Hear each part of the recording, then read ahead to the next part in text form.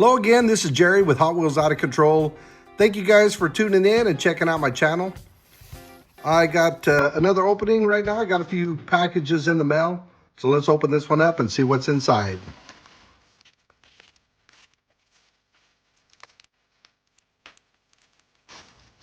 Wow, that's a beautiful red steering rig cab. Let's see what's in the other wrapper. And now we have a blue steering rig cab.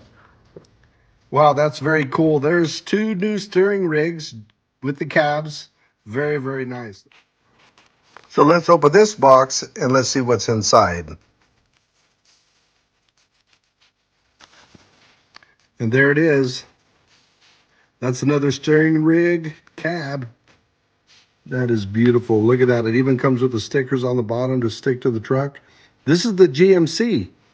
Very, very nice truck.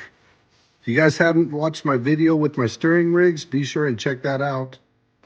So we got the GMC right here.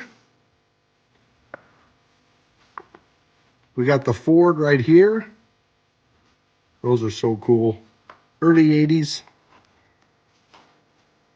And we got the Peterbilt right here. That is so cool.